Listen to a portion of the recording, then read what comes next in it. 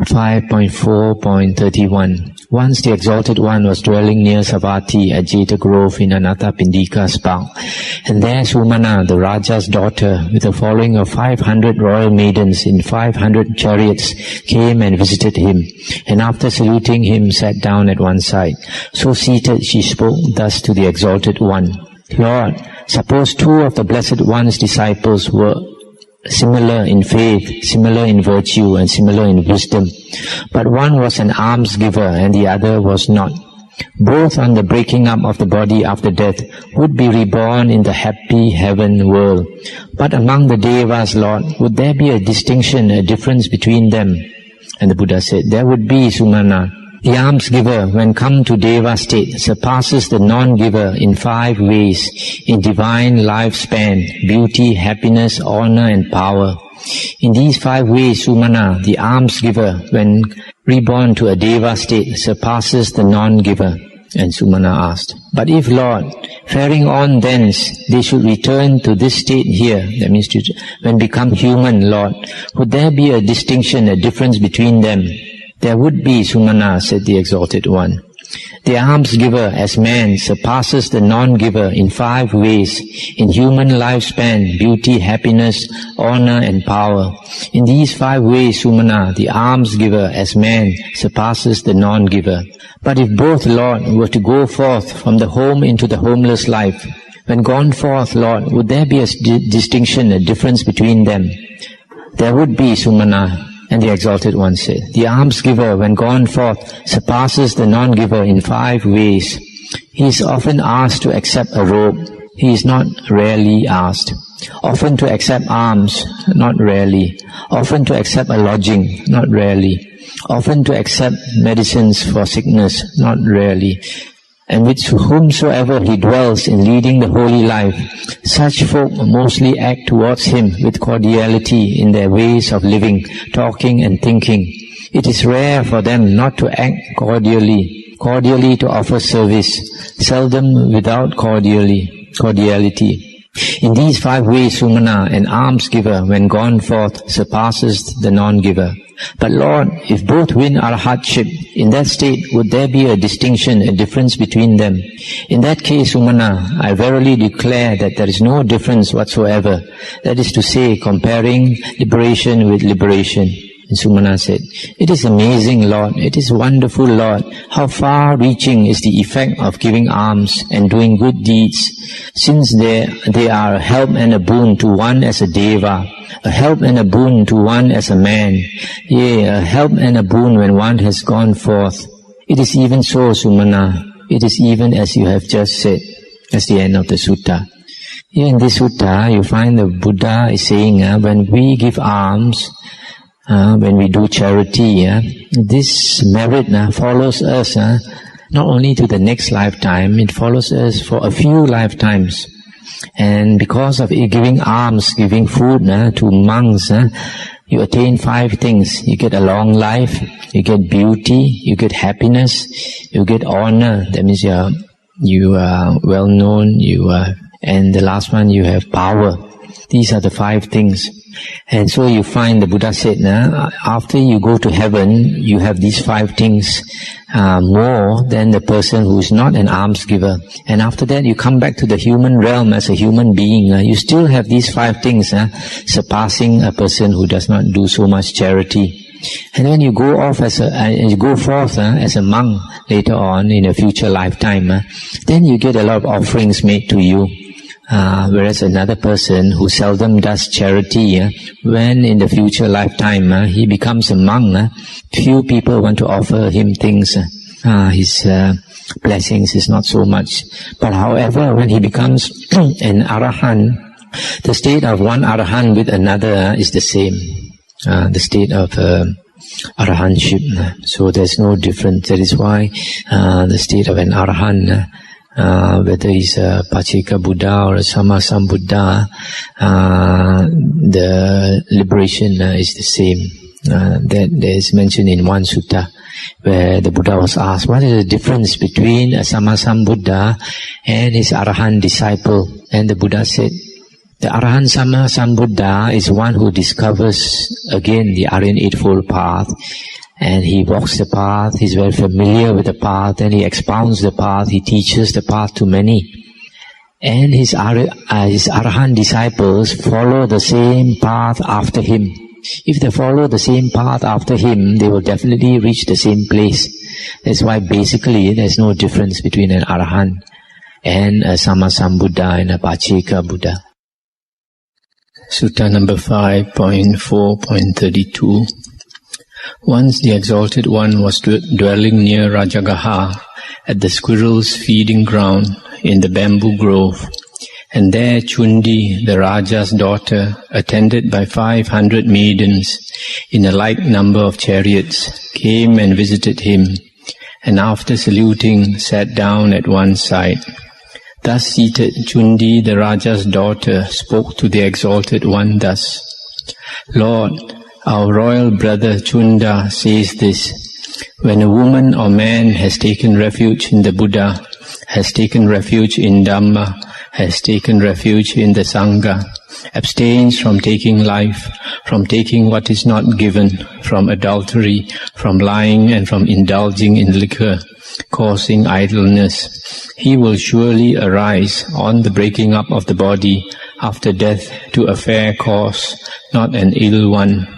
But I, Lord, would ask the Exalted One, with one's trust in what sort of teacher will one surely arise on the breaking up of the body after death to a fair cause and not to an ill one?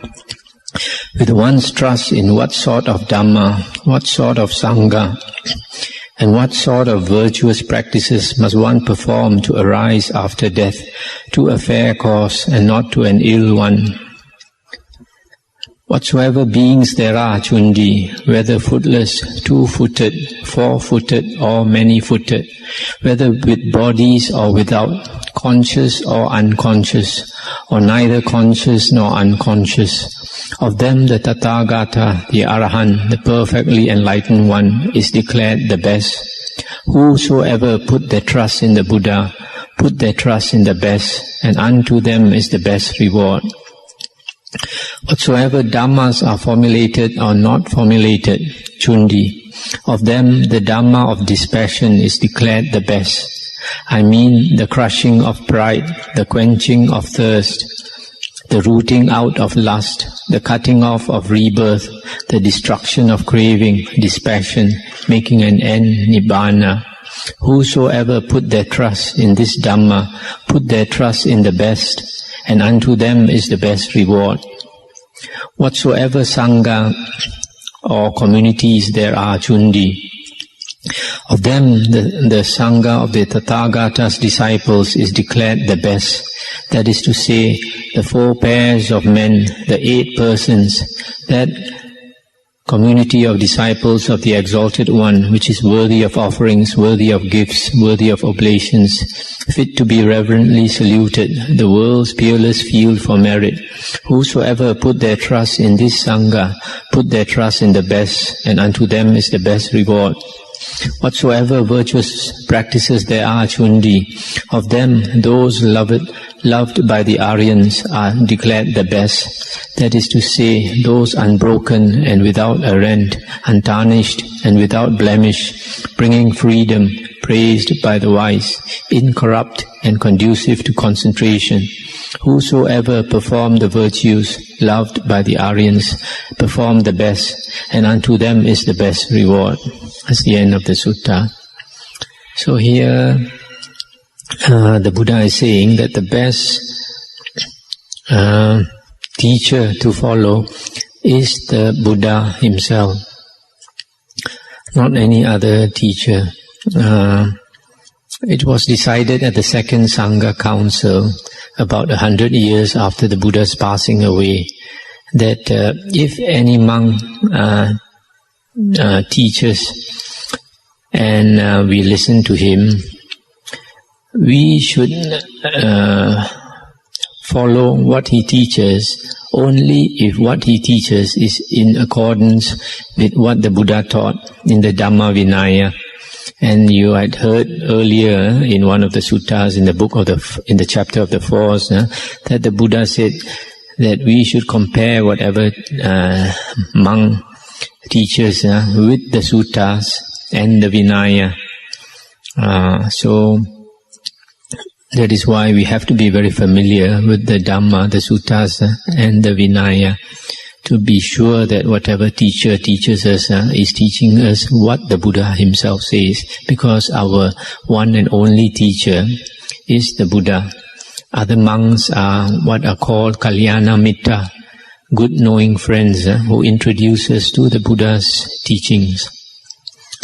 And then in the Mahaparinibbana Sutta, about when the Buddha was about to pass into Nibbana, one of the monks asked him, in future, Bhagava, when you are no more around, who should we take as our teacher? And the Buddha said, take the Dhamma Vinaya as your teacher. So it is very clear that nowadays we must take the Dhamma Vinaya as our teacher now that the Buddha has passed into Nibbana. So that is why I always stress the suttas as being the very foundation of the holy life. And then of the Dhammas, the Dhamma of dispassion is declared the best. The crushing of pride, the quenching of thirst, the rooting out of lust, the cutting off of rebirth, the destruction of craving, making an end, Nibbana.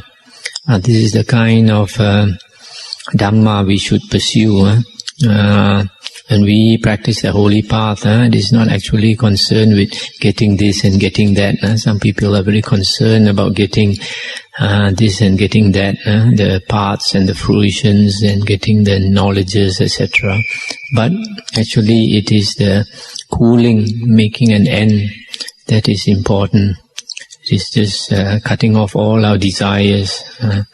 Because if you remember, the three types of craving that bring us back to the round of rebirths. One is craving for sensual pleasure. Second one is craving for existence. And the third one is craving for non-existence. This craving for non-existence means that we pursue this idea of non-existence too much, in the sense that the mind is too agitated about it. When the mind is too agitated, there is no cooling of the mind. Nibbana is concerned with cooling of the mind, letting go. Whatever thoughts, etc., we have to let go. Even this excessive desire for non-existence, that has to be put down. That is why it is a dispassion. Here the Buddha says a quenching of thirst, rooting out of lust, etc. And of all the sanghas, the communities there are, the Buddha said the best one is his disciples. The disciples are always called savakas in the Pali. And savakas means hearers. The Buddha always called his disciples hearers because they hear, they listen to his suttas. And because of listening to his suttas, his teachings, they have unshakable faith in the Buddha, Dhamma and Sangha. That is why the Buddha generally refers to his disciples as being Aryan disciples. Once you have a very good foundation in the Dhamma, in the teachings of the Buddha, it is natural that a person from there becomes an Arya. And here the Buddha says the 4 pairs of men, the 8 persons. The Aryans are always 8 persons. It is not 4 persons. It's always 8 persons. And that's about the comments I like to make. And the last one is the precepts. We have to keep the precepts, virtues, and that is the Aryan virtues, the precepts that are laid down by the Buddha. Sutta 5.4.33. Once the Exalted One dwelt near Badia in Jatiya Grud, and there Uggaha, Mandaka's grandson, paid him a visit, and after saluting, sat down at one side. So seated, he said to the Exalted One, Lord, let the Exalted One accept a meal at my house tomorrow. He as the 4th, with us 3. The Exalted One accepted by his silence. Then Uggaha, Mandaka's grandson, seeing the Exalted One had accepted, rose from his seat, saluted and took his leave, keeping the Exalted One on his right. Now when the night was over, the Exalted One, robing himself in the morning, took bowl and cloak and went to Uggaha's house, and there sat down on the seat made ready. And Uggaha, Mandaka's grandson, served and satisfied the Exalted One by hand with plenty of hard and soft food. And when the Exalted One had removed his hand from his bowl, he sat down at one side. Thus seated, he said, Lord, these girls of mine will be going to their husbands' families. Lord, let the Exalted One counsel them, let the Exalted One advise them for their good and happiness for many a day. Then the Exalted One spoke to them and said, Wherefore, girls, train yourselves in this way, to whatsoever husband our parents give us, wishing our weal, seeking our happiness, compassionate because of compassion. For him we will rise up early, be the last to retire, be willing workers, order all things sweetly, and be gentle-voiced. Train yourselves thus, girls. And in this way also, girls, we will honor, revere, esteem, and respect all whom our husband reveres, whether mother or father, recluse or holy man, and on their arrival will offer them a seat and water. Train yourselves thus, girls. And in this way also, girls, we will be deft and nimble at our husbands' home crafts, whether they be of wool or cotton, making it our business to understand the work, so as to do and get it done. Train yourselves thus, girls.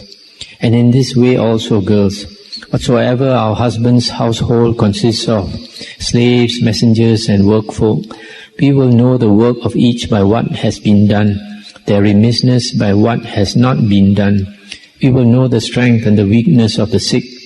We will divide the hard and soft food, each according to his share. Train yourselves thus, girls. And in this way also, girls, the money, corn, silver, and gold that our husband brings home, we will keep safe watch and ward over it, and act as no robber, thief, spendthrift, wastrel therein. Train yourselves thus, girls. Indeed, girls, possessed of these 5 qualities, women on the breaking up of the body after death are reborn among the devas of lovely form.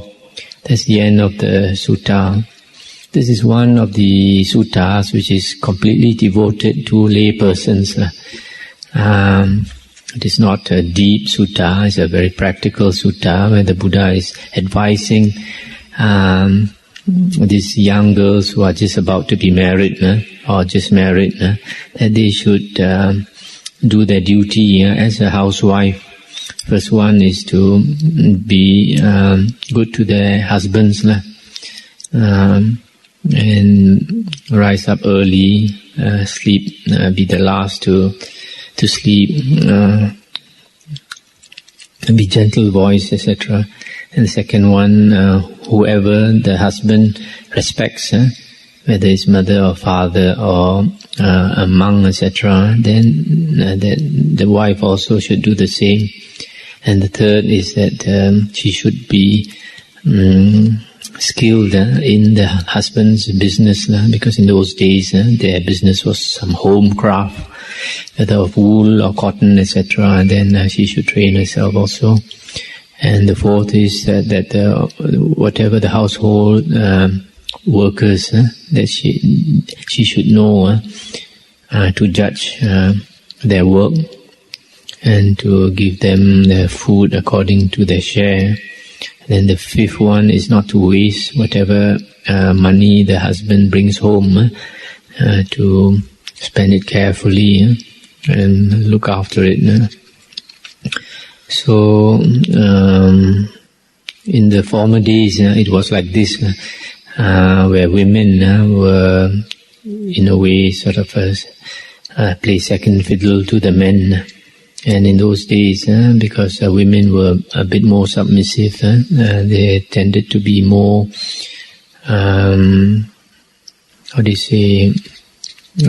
not so much divorce, not so much fighting and quarrels in the home. And because the man wears the pants in the house, then the women have to be submissive. But nowadays, A lot of women work, so sometimes it causes some problems because sometimes women tend to wear the pants in the house, and but whether it's the old system or the new system, everything has its good and bad points. Now the next sutta is 5.4.34. Once the Exalted One dwelt near Vesali at the gabled hall in Mahavana, and there General Siha paid him a visit, saluted him and sat down at one side. So seated, the general said to the Exalted One, "Is it possible, Lord, to show the visible result of giving?" "It is possible, Siha," said the Exalted One. "The alms giver, Siha, the charitable man, is good and dear to many folk. Since it is so, Siha, this is the visible result of giving. Again, the good and wise follow him. Since they do so, Siha, this is the visible result of giving. Again, a good report concerning him goes about. Since such occurs, Siha, this is the visible result of giving. Again, whatever company he enters, be it nobles, Brahmins, householders or recluses, he enters with confidence and untroubled. Since he does so, Siha, this is the visible result of giving. Again, the alms giver, the charitable man, on the breaking up of the body after death, is reborn in the happy heaven world. Since that is so, Siha, it is hereafter the result of giving." When he had thus spoken, General Siha said to the Exalted One, "Lord, those 4 visible results of giving declared by the Exalted One, not as to them go I by faith in the Exalted One. I just know those things.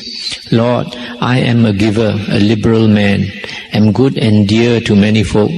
Many good and wise men follow me. A good report concerning me goes about. People say, General Siha is an alms giver, a worker and a servant of the Sangha. Whatever company of nobles and so forth I enter, I do so with confidence and untroubled. I do not go by faith in the Exalted One's words in regard to these things. I just know them.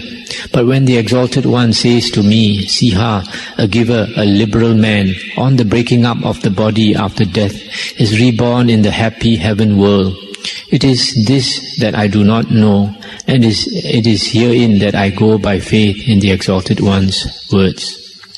It is even so, Siha, it is verily just as you say, said the Buddha. That's the end of the sutta. So here there are several advantages of being a charitable man. First, a charitable man is good and dear to many people. Secondly, the good and wise people follow him. Thirdly, he has a good reputation. People say good words about him. And fourthly, whatever company he joins them with confidence. And the fifth one is that after death he is reborn into the heaven world. But probably you can add another one, is that when a person is about to pass away, a person who has been a charitable man, he's got a lot of merit to boost him up, so he has confidence. Whereas a person who has not done much good deeds, has not accumulated much merit, at the time of death, that person is very scared. Doesn't have enough merit and blessings to support him. Now another sutta, 5.4.36. The Buddha said, "Monks, there are these 5 timely gifts." "What 5? "One gives to the newcomer, to one going away, to the sick, when food is hard to get, the first fruits of field and orchard, he first sets before the virtuous. Monks, these are the 5 timely gifts." That's the end of the sutta. Here the Buddha is talking about the gifts that a lay person can make to a monk. The first one is to make an offering to a newcomer. That means a new monk who has just come into the monastery. And a Perhaps he might come in on an empty stomach. On the way, he might not have eaten something. So a lay person who comes to the monastery regularly, he might offer something to this monk. For example, in the evening, something that is allowable. For example, honey or sweets or cheese or whatever is allowable in the monastery. And the second one, to one going away. Sometimes a monk going away to another monastery, especially in the Buddha's days. In the Buddha's days, sometimes monks, sometimes they walk long distances. So a monk going away might be going on a long journey to another monastery, and along the way sometimes it might be difficult to get food. So the Buddha, in his wisdom, sometimes made certain allowances. For example, if a monk expected that he's going to walk on a long distance, and along the way there might not be people to offer him food, it was allowed by the Buddha that a monk could carry food with him, could bring along food with him, provision, so that he could sustain himself. So a lay supporter could offer a monk going away some food. And then to the sick, the third one, when a monk is sick, there are certain allowances also allowed. That is why, for example, there are certain sutta where it is mentioned that a lay devotee would bring, for example, clear meat soup to a sick monk in the afternoon or in the evening if the monk is sick, or prepare some special food for the monk that is suitable for him because of his sickness, etc. And the fourth one, when food is hard to get, when there's a famine or something, then when the monks go on alms round, pindabat, might be difficult to get food. So if a lay supporter knows, he might bring more food. And then the fifth one, the first fruits of field and orchard, he first sets before the virtuous.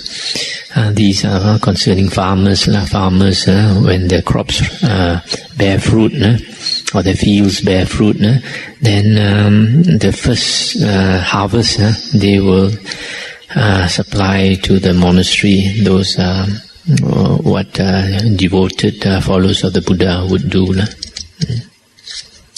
These are called the timely gifts. Then the Sutta 5.4.39, the Buddha said, Seeing five things, monks, parents desire a son born in the family. What five? He that is helped, he will help us. Secondly, for us he will do what must be done. Thirdly, long will he keep up traditions. Fourth, worthily possess his heritage. And fifth, make offerings to the ghosts when we are dead. Monks, seeing these five things, parents desire a son. This sutta mentions a son, but it is equally applicable to a daughter also. The first one, it is said, he that is helped, he will help us. This probably concerns, for example, they think when they bring up a son, that the son can also help them, for example, work in the fields, or help them to earn their living. Secondly, for us he will do what must be done. That means when parents are old, probably they expect the children to take care of them. Thirdly, he will keep up the traditions. These are certain family traditions or religious traditions, etc. that certain families or certain races or certain people they practice. For example, Chinese, they like to have this family ancestral tablets, and they expect the children to pay respect to this ancestral, what they call ancestral worship. And some families, they have some business, and they expect the children to keep up their business. And some people, perhaps they are supporters of certain ascetics or certain monks, and probably they expect the children also to support these monks because that is their religion. So this is keeping up the traditions. Then worthily possess his heritage. That means he inherit his parents' properties, etc. He should be worthy of it. And lastly, make offerings to the ghosts. These make offerings to the ghosts because in the Buddhist belief that when a person has become a ghost, that person is in a state of suffering. So going here and there, trying to look for food, it might be difficult. So sometimes it's quite often that ghosts come back to their relatives and hoping that the relatives could help them. So that's why it is an Indian tradition that when our relatives have passed away, we make offerings and hoping that the relatives can get it. Either we can make offerings and before we make offerings, we can pray and tell the dead relatives that we are going to make some offering to a temple or something, to a monastery, and we are doing it on their behalf, so that whatever merit or blessing that accrues, we will pass it to them. That's one way. Another way is in the old Indian tradition, we read in the suttas, is that they make offerings of food and they pray, and after that they burn the food. That used to be an old Brahmin tradition. So this is some of the things that parents expect their children to do. And actually it is good for parents to tell their children all these things, because nowadays a lot of these things we don't teach the younger generation, and they don't study the suttas, so they don't know all these things. So we have to teach the younger generation all these things, because you can't expect them to carry out all these things that you want them to do if they don't know about them. So there are many things that children should be taught, and it is a parent's duties to teach them especially concerning religion and the duties that they should do. That is Sutta 5.4.40. The Buddha said, monks, the great sal trees supported by Himalaya, the king of the mountains, grow in 5 growths. What 5? They grow in branches, leaves and foliage. They grow in bark, in shoots, in pith. They grow in heart or hardwood. Monks, the great sal trees or sala trees supported by Himalaya, the king of the mountains, grow in these 5 growths. Even so, monks, folk within a home supported by a believing clan chief grow in 5 growths. What 5? They grow in faith, in virtue, in learning, in generosity. They grow in wisdom. Monks, folk within a home supported by a believing clan chief grow in these 5 growths. These 5 things that a lay person can grow in are very important, good qualities. Faith, virtue, learning, generosity and wisdom. Stop here for a while. These 5 qualities, the first one is faith. Faith refers to like faith in the triple gems, the Buddha, Dhamma and Sangha. That means if you grow in this faith in the Buddha, Dhamma and Sangha, this is one of the very good things. The second one, in virtue. That means being virtuous, good moral conduct, keeping the precepts. Third one is learning. Learning means knowledge of the Dhamma, knowledge of the Buddha's teachings. That means the suttas. And the fourth one is growing in generosity. That means becoming less selfish, becoming more generous, becoming more open-handed. As the Buddha says, whatever people ask of you, you try to give if you can. And the fifth one is wisdom, to grow in wisdom.